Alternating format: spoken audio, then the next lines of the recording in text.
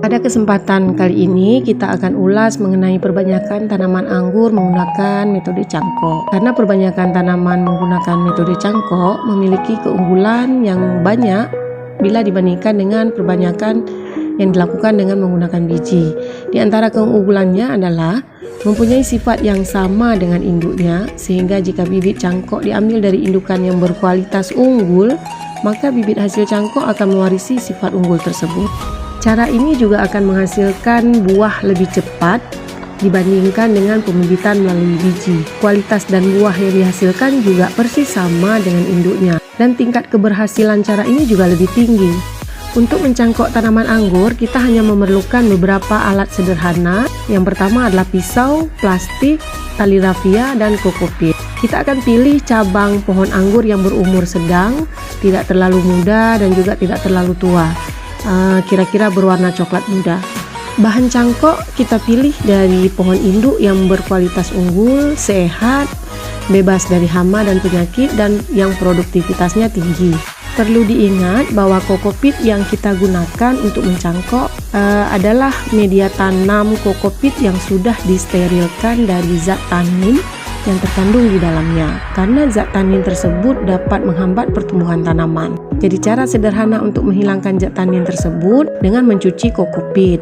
Letakkan kokopit di atas saringan, alirkan air di atasnya, diremas-remas kokopit hingga air cuciannya jernih, kemudian keringkan dengan menjemurnya di bawah sinar matahari. Sebelum digunakan untuk mencangkok, kita basahi terlebih dahulu kokopit sehingga lembab dan jangan terlalu basah, yaitu jika dipegang tidak basah akan tetapi dingin mengandung air.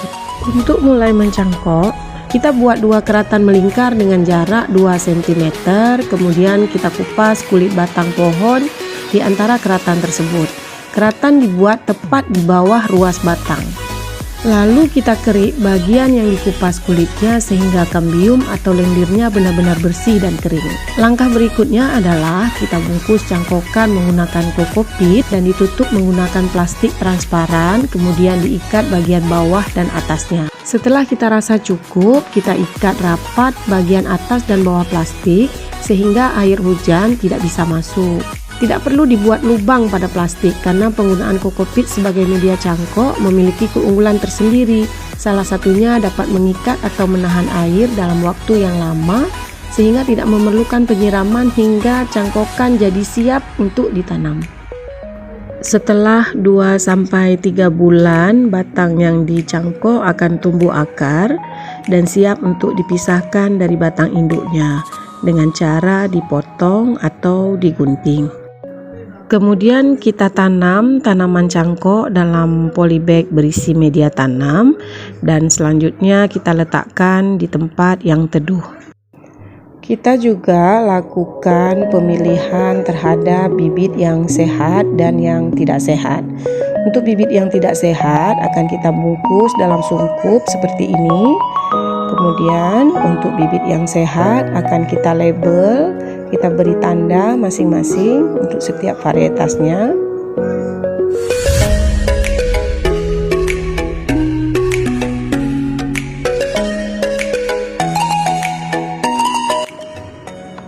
Bibit tanaman cangkok juga dipisahkan menurut tingkatan umurnya.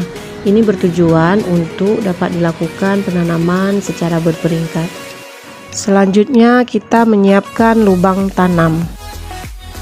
Tanaman sehat siap untuk dipindahkan ke tanah.